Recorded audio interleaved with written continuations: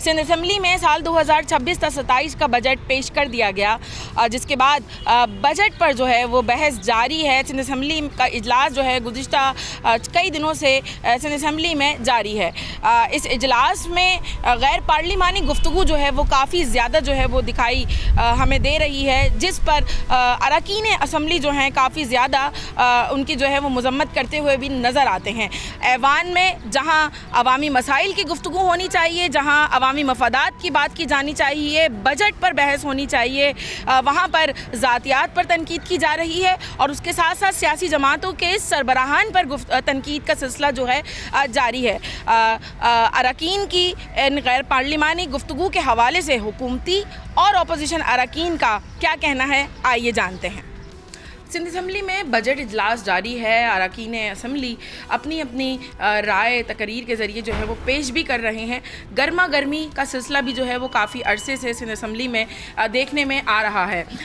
जमहूरी रिवायात की किस तरीके से जो है धज्जियाँ उड़ाई जा रही हैं सिंध असम्बली में, इस पर हम बात करेंगे। इस वक्त हमारे साथ अपोजिशन के जमात इस्लामी के रुकन मोहम्मद फ़ारूक हमारे साथ मौजूद हैं, उनसे बात करते हैं। बहुत शुक्रिया मोहम्मद फ़ारूक साहब, आपने हमें वक्त दिया।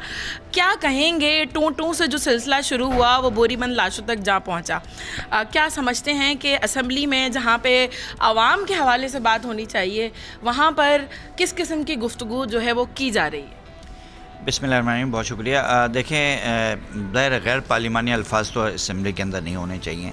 आप आवाम की नुमाइंदगी कर रहे हैं और बड़ी अफसोस के साथ कहना पड़ रहा है कि हुकूमती साइड से भी और अपोजिशन साइड से भी दोनों तरफ से ही जो है वो गैर पार्लिमानी अल्फाज इस्तेमाल किए जा रहे हैं और जिसकी वजह से, क्योंकि हुकूमत ये चाहती है कि जो असल डिस्कशन है उस पर डिस्कशन ना हो और इधर उधर की हम बातें करते रहें, तो उसमें वो ज़ाहिर है कामयाब हो गए हैं हुकूमत, हमारी हुकूमती साइड। लेकिन ज़्यादा ज़िम्मेदारी हुकूमती साइड की बनती है कि हाउस को सही लेके चलें और ज़ाहिर है सारे मेंबर को उसमें अपना किरदार अदा करना चाहिए। असल चीज़ ये है कि बजट के स्टैट्स पे बात होनी चाहिए, आवाम के लिए इस बजट के अंदर क्या रखा है उस पर बात होनी चाहिए।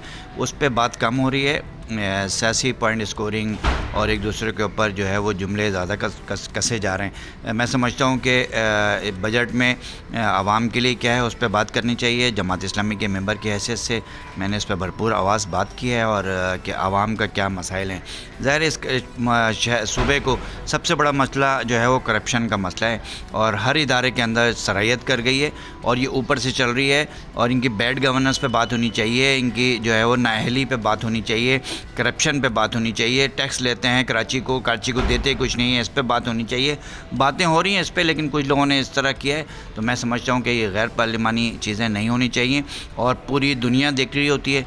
आपके शहर के लोग, आपके गाँव के लोग, पूरे सूबे के लोग आपको देख रहे होते हैं और ये जो तमाशा लगता है इस तरह का तमाशा नहीं होने चाहिए। अच्छा जी, पहले दिन असम्बली का जब बजट पेश होने जा रहा था तो पूरी अपोजिशन जो है उसने बाइकआउट किया था, वॉकआउट कर गई थी।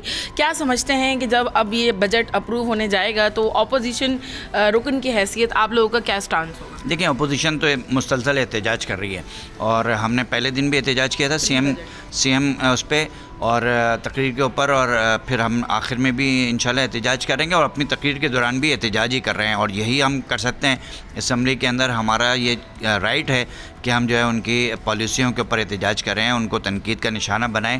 प्री बजट सेशन इन्होंने किया ही नहीं है क्योंकि हमसे तजावीज़ ही नहीं ली।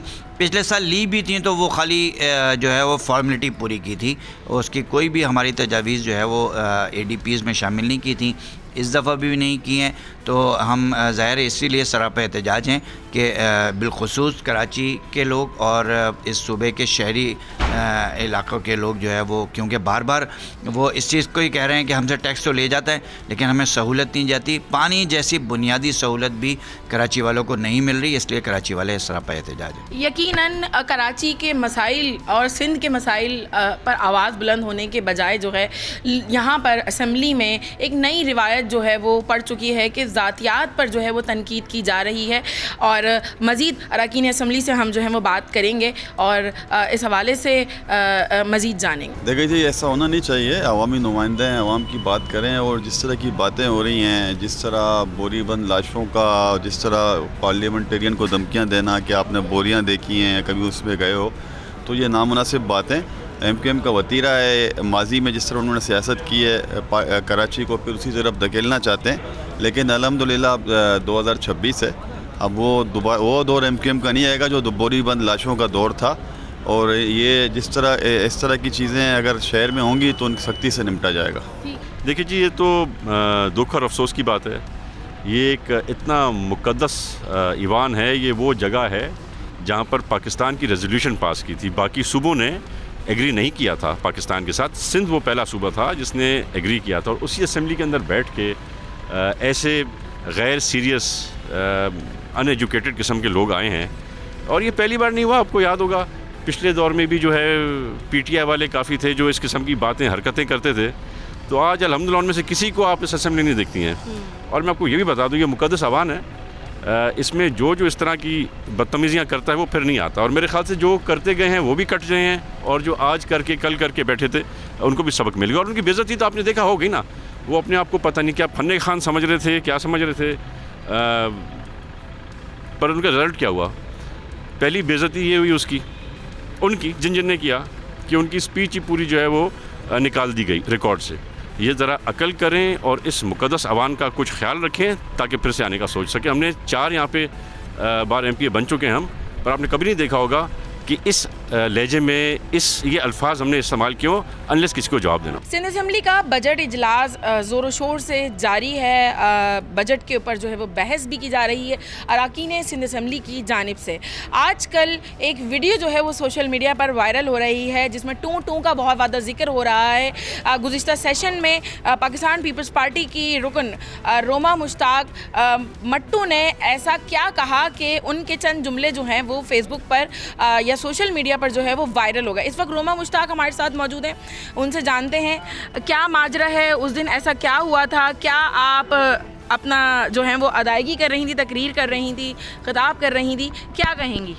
اچھا، اس دن میں جب بھی تقریر کرتی ہوں میں نہیں، جب بھی پیپلز پارٹی کے پارلیمنٹیرین اسپیچ کرتے ہیں تو ایم کے ایم اس میں جو ہے انٹرپٹ کرتی ہے، شروع سے مطلب کہ انٹرپٹ کرتی ہے.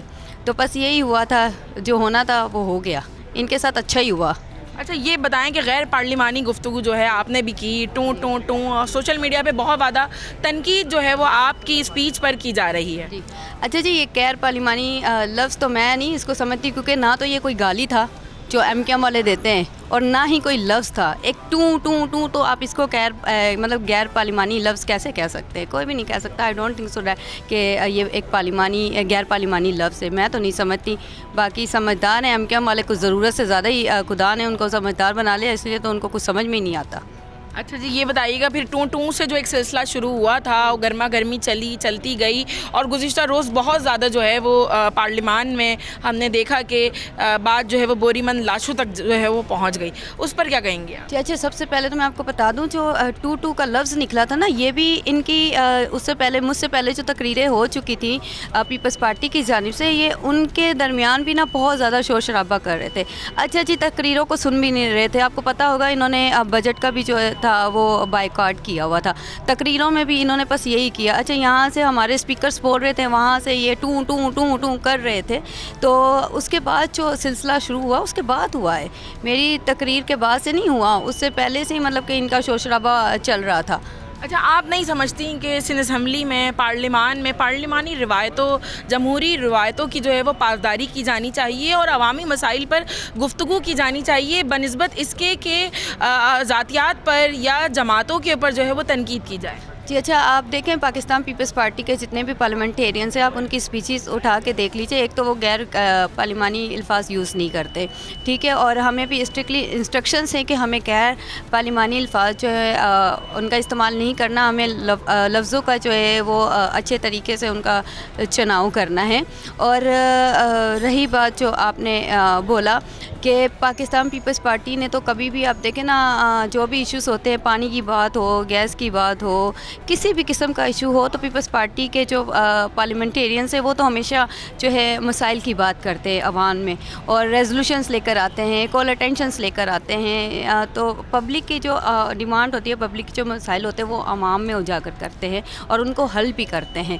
یہ بات پتہ نہیں کیوں ایم کے ایم کو سمجھ نہیں آتی. ایم کے ایم کو مرادیں بھی ساری ملتی ہیں پاکستان پیپلز پارٹی کی جانب سے، ان کے ساتھ کوپریٹ بھی اتنا ہی ہوتا ہے. اور آپ دیکھیں کراچی کی ترقی آج سے پہلے کراچی کن کے ہاتھ हाथ में था, इन्हीं के हाथों में था ना। इन्होंने ही कराची को अपनी जागीर समझा हुआ था, लेकिन कराची को इन्होंने क्या दिया वो सब आपके सामने। लेकिन आप देखें ना, अल्लाह का शुक्र है, खुदा का शुक्र है, भगवान का शुक्र है कि आज कराची बदल रहा है, कराची फिर से रोशनियों का शहर बन रहा है। और वो दुकानें जो इनके दौरे हुकूमत में बंद रहती थी, आज रात के 2-2, 3-3 बजे भी लोग इंजॉय कर रहे होते हैं, लोग बंस रोड जा रहे होते हैं, लोग खाना खा रहे होते। तो ये पीपल्स पार्टी का ही कारनामा है ना। पीपल्स पार्टी ने कराची को फिर से एक रोशनियों का शहर बनाया है। सब्सक्राइब करें और बेल दबाएं ताकि कोई खबर रह न जाए।